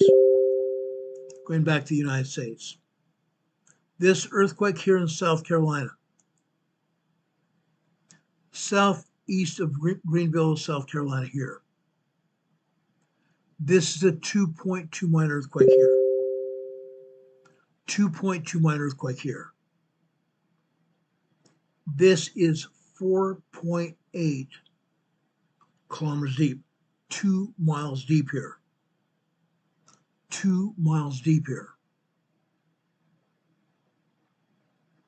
Okay. Yes, we have earthquakes here in South and North Carolina, and also in Georgia. But USGS doesn't want to tell us that. Heaven forbid. Guess what? Tomorrow I'm going to show you earthquakes in Virginia, West Virginia, North and South Carolina, and Georgia as well. I'm going to show you earthquakes, you guys. You need to know about it. They do happen. They happen too frequently. Now, I've reported about earthquakes here in Illinois before. I've reported about earthquakes over here in Decatur, Illinois. Decatur, Illinois. Well, guess what? Southeastern Illinois right here had a 3.5 small earthquake here near Salem, Illinois. 6 kilometers, 3 miles northeast of West Salem, Illinois. 3.5 earthquake here. The pneumatic fault is still meaningful here. The pneumatic fault is still moving here in Illinois, Indiana, and Ohio. The pneumatic fault is still meaningful here. It's moving. I reported on this before. USGS doesn't show anything most of the time. This is the first earthquake that they've shown here in Illinois in a very long time. Going down here in the southeast Missouri. Southeast Missouri here. They're showing a 2.0 earthquake here on the fault. Directly on the fault here, guys. 2.0 earthquake here. 1 kilometer, half mile, southeast of Howardville, Missouri. Howardville, Missouri, guys. Guess what? Let me show you this. There's Howardville right there. This earthquake is supposedly half mile southeast of Howardville. Farmland, guys, farmland. This is a 2.0 earthquake here on the pneumatic fault here. Right directly on the pneumatic fault here. You can see it. You can see it. It's within about a mile of the Mississippi River. This is on the pneumatic fault. Missouri, guys. Tomorrow I'm going to show you earthquakes here on the pneumatic. I'm going to show you earthquakes on the East Coast of North America. They happen. They happen every day. Whether the USGS wants to show it or not. They lie about earthquakes all the time. They lie about earthquakes all the time. Now, one more. I was going to show you this earlier and I forgot. Right here. Right here. New earthquake. Happened a short time ago. Ridgecrest, California. Ridgecrest, California. July 4th and 5th, Ridgecrest, California had a 7.1, 7.2 earthquake. 7.1, 7.2 earthquake. On July 3rd,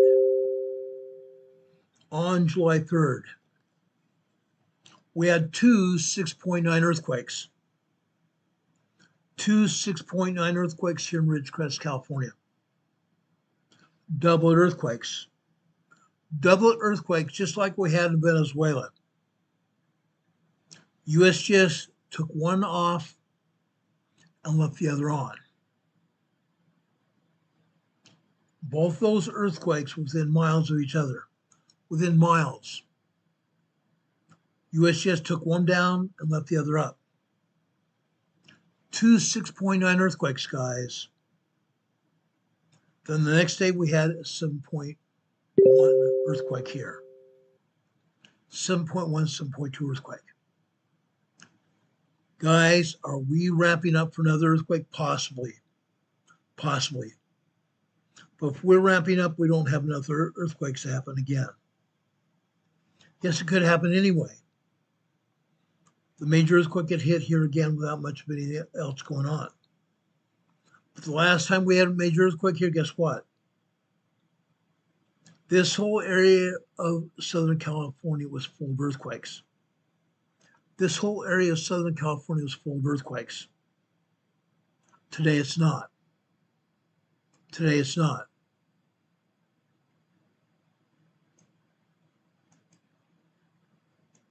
But to have this tremor here, 1.2 tremor here, Ridgecrest, California. This 1.3 north of Ridgecrest and Searles Valley. This 0.8 microquake northeast of Ridgecrest. Southeast of Ridgecrest, Searles Valley, 0.9 microquake. And further out here, the southeast is 0.5 microquake here, also south of Searles Valley, California. One more earthquake that just hit here today, within a short time ago. This is a 0.5 microquake, Little Lake, California. Little Lake, California. As I said, back here in July 2019, this whole area was filled with minor tremors, microquakes, small earthquakes, minor earthquakes, everything. At one point in time, we had over 6,000 earthquakes between Olancha, California, here to the north, all the way down in this North San Diego County. 6,000 earthquakes here. 6,000 earthquakes between northeastern San Diego County and up here in Ridgecrest. Incredible. Incredible. Could it happen again? Yes, it could. It very much could happen. Will it? I doubt it. I very much doubt it. Now, one more thing I just saw here. Look at these earthquakes here, east of Riverside, California. Right near the San Jacinto, on the San Jacinto in this case. This is a 0.5 microquake, 0.5 microquake on the San Jacinto Fault. This is a 1.0 here, right between the San Jacinto and the San Andreas. Both the San Jacinto and the San Andreas Fault are locked and loaded. Locked and loaded. Meaning we could have a 6.5 to 7.0 on the San Jacinto and a 6.5 to 7.5 earthquake on the San Andreas. On the San Andreas. Right here on the San Andreas Fault here. This is 1.3 tremor here, 10 kilometers northeast of Beaumont, California. Again, on the San Andreas Fault here, 1.1 tremor here, 11 kilometers northeast of Banning, California, on the San Andreas. And just east of the San Andreas here, this is another 0.9, 1.0 tremor here, near Running Springs, California. The earthquakes exist here. For a major earthquake to happen here on the San Andreas Fault, on the San Andreas Fault at any point in time here. The faults are locked and loaded here. The faults are locked and loaded here. It can happen at any point, any time. Be advised, guys. Be advised. I've been putting out this warning voice for quite some time. This is going to happen. It's a matter of time. Get prepared. Get prepared, guys. It's going to happen. It's going to happen. Now, given that situation, is anyone prepared for it? We have a lot of people here in the Southern California area that are part of our EMA family here. We have a lot of them. If you're not prepared now, you better get that way. If you're not prepared now, you need to get that way. Get that way soon. Very soon. Before I go into our devotional, I'm going to ask everybody that's here, please subscribe to our program if you're not already subscribed. Please subscribe to our program. When you do that, right next to the subscription button, there's a little bell icon. Click on that little bell icon. When you click on that little bell icon, a drop-down menu of 3 items is going to come up. Click on the word ALL, all. That will get you notified when we come on the air. Come on the air during the weekdays between 4 and 6 p.m. Eastern Daylight Time. Today it was just after 5 p.m. We're here. We're here for you at least 6 to 7 days a week. On Saturdays, we've been known to come on the air, or even at night or early morning, we've been known to come on the air and talk about earthquakes when they happen. Major events when they happen. We've done that all the time. During the Ridgecrest quakes, we're on the air nearly 24 hours. During the Ridgecrest quakes, we're on the air for nearly 24 hours.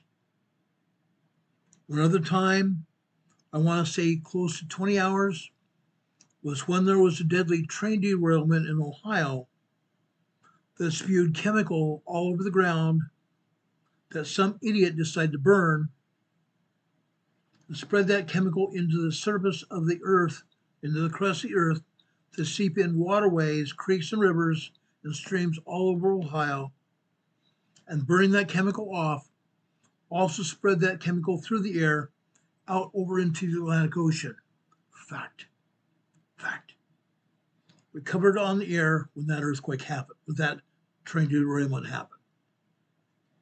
When we've had oil refineries burst, blow up, explode, we've covered those events as well. We covered earthquakes when they happen. We've covered tornadoes. We cover hurricanes. We cover winter events as well. Blizzard conditions. Whenever there's a major event where somebody's life is going to be in danger, we've been on the air to tell you about it. We're going to do that again, very likely soon. Guys, we are in hurricane season. We've had one tropical storm a week and a half ago. We're going to see more tropical storms. We're going to see more hurricanes as well. That's going to happen. Be prepared, guys. Be prepared. Tell your family, tell your friends, tell your relatives, your extended family, your neighbors, the people you work with, and also your social media contacts about this program. Ask them to come here and watch our program and subscribe to this program as well. We need it. They need it as well. Now, guys, also, You've heard a lot. We've given you a lot of information today that's vital to your survival, vital to the survival of everybody on this planet. Please, guys, if you enjoy this program, also go over here to our PayPal locations and give us a donation to our program. We'd appreciate that to help keep this program in the air. Costs are going up to this program. Costs went up to just buy bandwidth for this program, which was $300 a month, to buy 1 gig of bandwidth to keep this program in the air. Please, guys, please help us keep this program in the air, help support this program. We appreciate it very much. Also, you see our physical address, 504 Bethel Road, Box 401, Morganton, North Carolina. The zip code here is 28655. You send us a card or letter. Inside your card or letter, you can send us a donation as well. We'd appreciate it very much.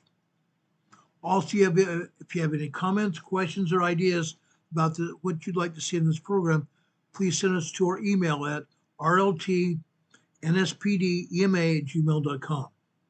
rltnspdema@gmail.com. We'd appreciate it. Also, after we get off the program today, below this video you see here, YouTube is going to put up a comment section for us. Leave us positive comments about our program. Also, give us a thumbs up before you leave today. Please give us positive comments and leave a thumbs up before you leave this program today.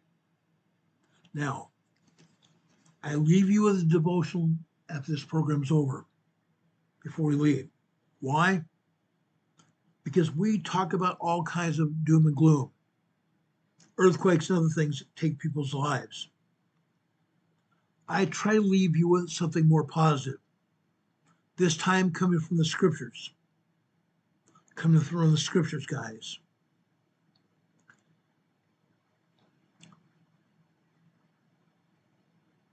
In Ephesians, Paul is talking to the people in Ephesus. In chapter 4, verse 11, he's telling them, he gave some apostles and some prophets and some evangelists and some pastors and teachers for the perfecting of the saints, for the work of the ministry, and for edifying of the body of Christ. Until we all come in the unity of saints, unity of the faith, and of the knowledge of the Son of God, unto a perfect man,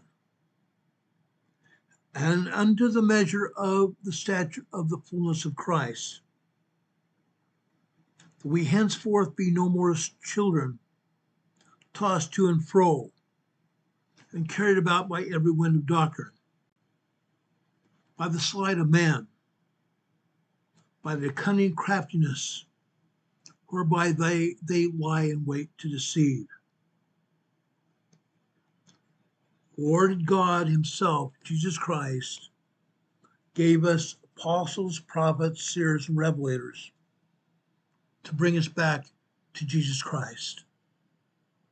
Guys, I've talked about this before. I'm going to say it one more time today.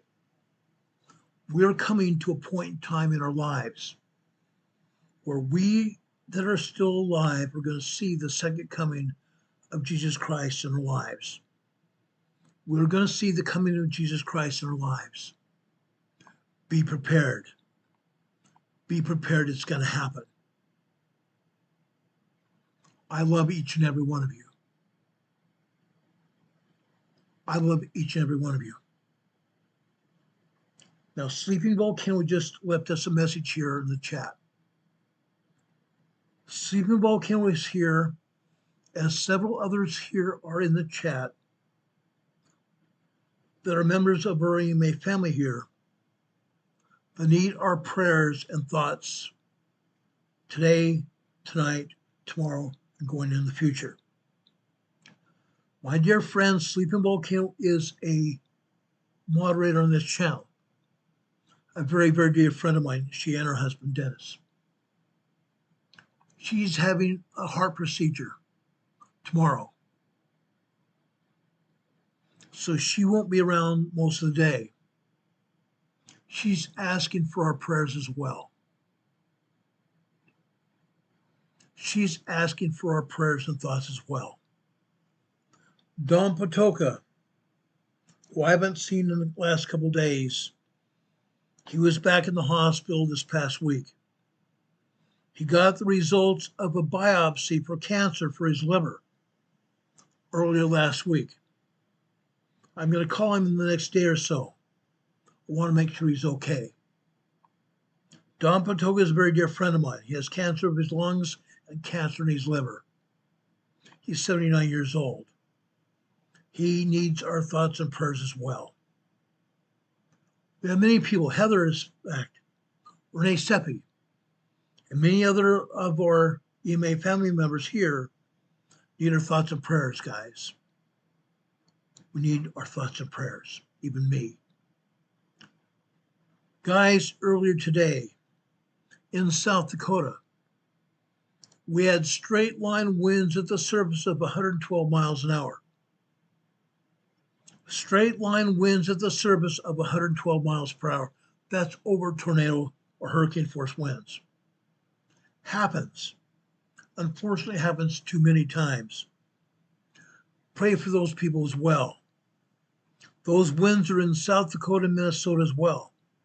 They're going to be also in Michigan, Wisconsin, and Illinois as well. Tonight, we're going to see thunderstorms and tornadoes in the central part of the United States, moving into the eastern part of the United States as well. Be prepared. Be prepared, guys. It's going to happen. Now, in closing, I'd ask for your thoughts and prayers for me and everybody else in our family. Anybody else here that's been watching this program needs your thoughts and prayers as well. May God bless you. May God be with you this day and always. I am giving each of you my God's blessing from me. I'm giving each of you God's blessing from me and my family. May God be with you this day and always. May God be with you until we meet again. Again tomorrow afternoon, if not before. Take care, everybody. Much love. Enjoy your day. Enjoy your night. Be safe, everybody. God be with you until we meet again. We'll see you on the other side. Take care, everybody. Much love.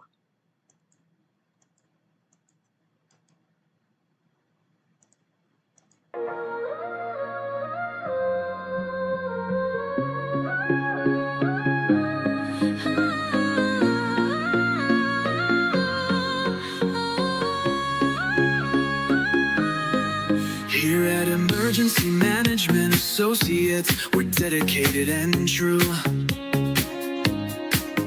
bringing you the essential knowledge, helping you see things through. From disaster preparedness to navigating recovery's embrace, we're here to guide you in every unpredictable time and place. Complex, make it easy to grasp and absorb, sharing strategies for safety, the vital lessons you can't afford to hoard, So thank you for watching, and thank you so much for your sub. You're a key part of our growing family, a member of our knowledge club. With every like, every share, and every comment you send our way, our critical message spreads further, helping more people every single day. Together we're stronger and more prepared. That's the truth we all abide. You help us build resilience with nowhere for uncertainty to hide. Your engagement truly inspires us. Your feedback acts as a guiding light, helping us continually grow and making our channel's future bright. We're always learning, always striving to be better.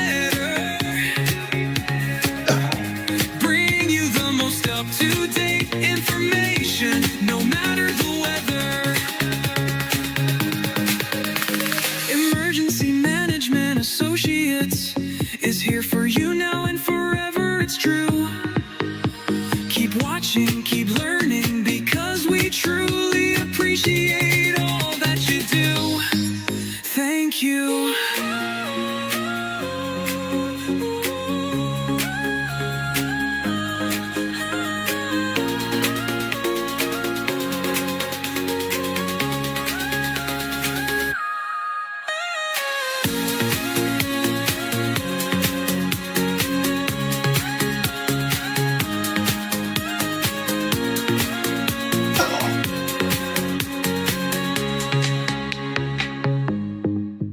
Thank you.